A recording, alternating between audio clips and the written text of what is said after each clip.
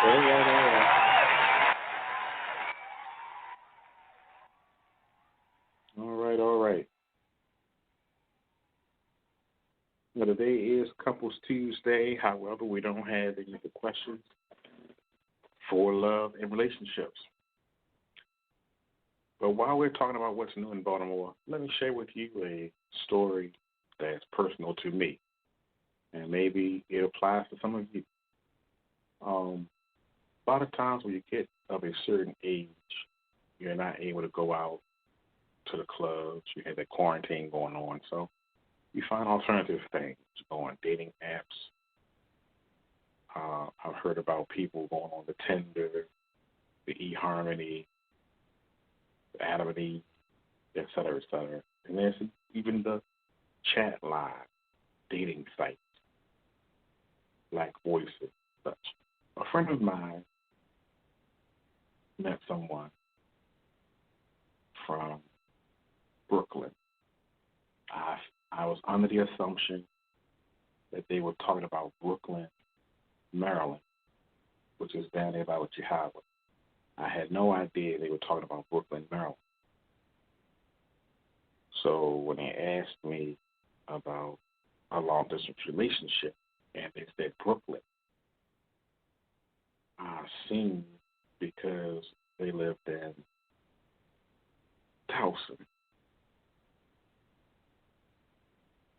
they were talking about Towson to Brooklyn, which is a long distance. That's about maybe an hour and some change. I said, well, it's not that far, it's not that long. But to get to New York, Brooklyn, hell yeah, that's about 4 hours almost. And I would probably have been skeptical. But anyway, they were local when they met the person. Well, they didn't even really meet. When they talked on the chat, whatever it's called, the chat app, Snapchat, whatever. What's it called, Trey? Yeah, when they met the dating app.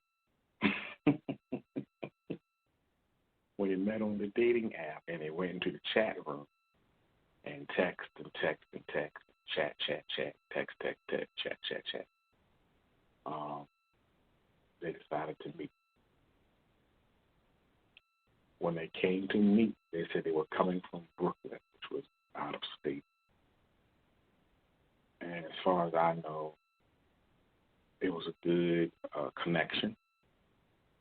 But first thing out of a person's mouth, let me borrow, let me have,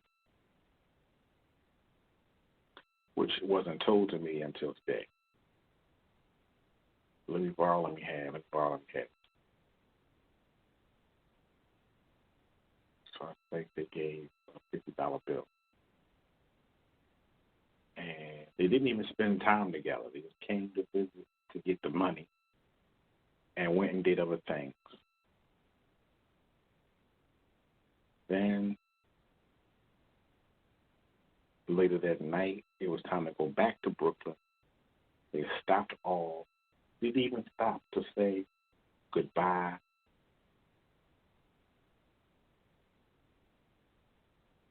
Just stopped off to pick up some money and went back to New York.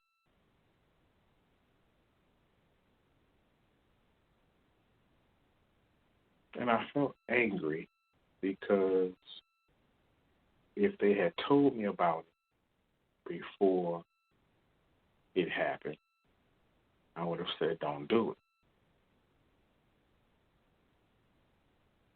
And at least given some background on why not to do it, some psychological background on why not to do it. But they did it, and they haven't heard from this person. Do you hear from, when they do make a phone call, it's disconnected. When the person calls back, they don't leave a voicemail message. So this is the same old okey doke game, cat chase the mouse, phone tag, whatever you want to call it. And this person is older than me. I know how old I am. This person is 55, and come on, man.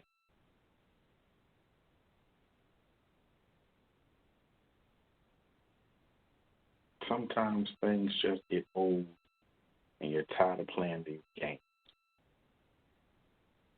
And this goes out, this might be talking about you. It might sound similar to you. It might sound like somebody you know. If you're not interested in being with somebody or not interested in talking to somebody, just simply say, look, I think I enjoy your profile, your greeting, or whatever it was that they like, maybe your photo. But I think that we are a good match, and I want to see other people, or I want to look for another connection whatsoever.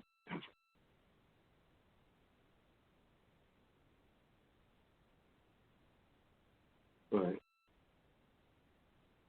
I just feel people are selfish.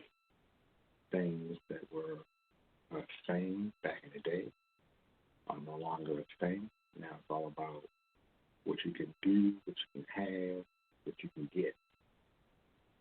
Nobody's interested in giving anything. It's all about take, take, take, take, take. Now, likewise, I was in a situation where I never only did that, if that's what you call it. And it was told to me, what I said was, since the corona, I haven't been active, and I'm trying to slim down on a couple of pounds. And what was said to me was, it's not working. So after hearing that, it kind of rubbed me the wrong way. And I'm like, this bitch just tells me it ain't working. You don't know what I look like before you see me today, or what I've gone through to get to where I am right now. And you just say it's not working. So at this point, I knew I wasn't the right type. I wasn't the right age.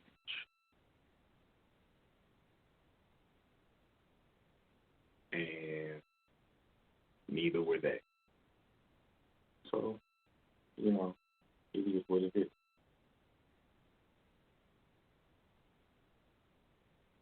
You, and this is a lesson to everybody, you have to teach people how to treat you. You have to teach people to show people about respect. Now, if you don't do those three things, you're just in a shitstorm. Up, down, left, right, flip, flam, tutti frutti. You have to show people. If you don't show them, it's just blindly the block. They're going to blindly do things and blindly say things until you correct their behavior. Say, look, that's not how we talk. That's not how I feel. That's not how we roll. I don't appreciate that. And then they know, okay, don't step on the red switch because that's a bomb. Don't step on the green switch because that's the brown. Don't step on the white wire, because now you're telling them.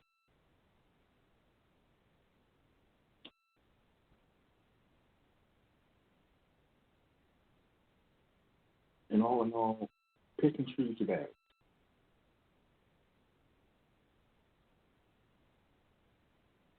That's it. Pick and choose your battles.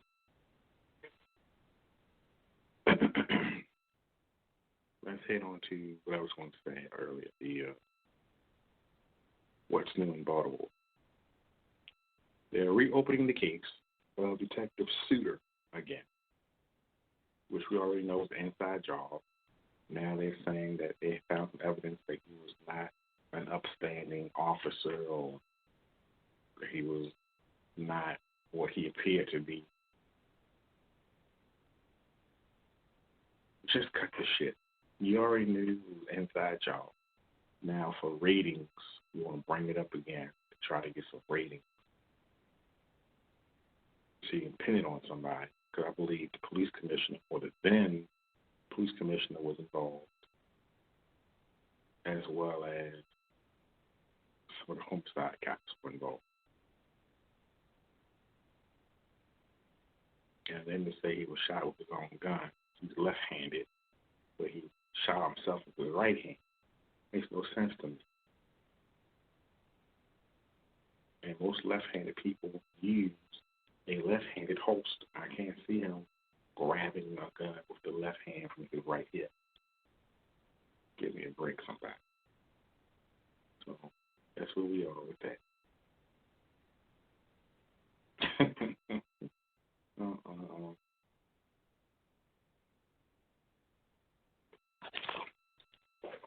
And today will be a short show. Just like I said, we don't have green, so that shaves off 15, 20 minutes of the show, and we're still making our quota. If you have any questions or comments about today's show, feel free to send me an email to info@bemoretalk.org.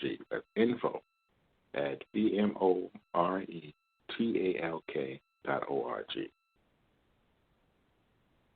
And there'll be attention to Ms. Margaret Brooks or Cody Brooks. Either one will be more than happy to return your emails pronto. Great mother and son team, I tell you. Great team. Getting things knocked out, getting things done. Don't have to wait as long for responses. Because now you have two of them, and they both getting the same email. So, yes, I get a response faster than waiting 2 days to get a reply. Phone lines are open, 917-889-8825. Again, that's 917-889-8825. Let's tell you what's happening on Wild Card Wednesday, February the 3rd. We're going to have the Black History Minute again, followed by the weekly recap. We will recap all of the current events and weekly events that have been happening during the week, and followed by a segment of I'm Sick and Tired, which is where we vent what we're sick and tired of, fed up with. Followed by, of course, What's Up for Tomorrow and the final thoughts. So that concludes What's Up for Tomorrow. We'll take a quick break, and we'll be right back with my final thoughts. You're listening to Baltimore's Talking Live. We'll be right back. Don't go away, and thanks for listening. Appreciate it.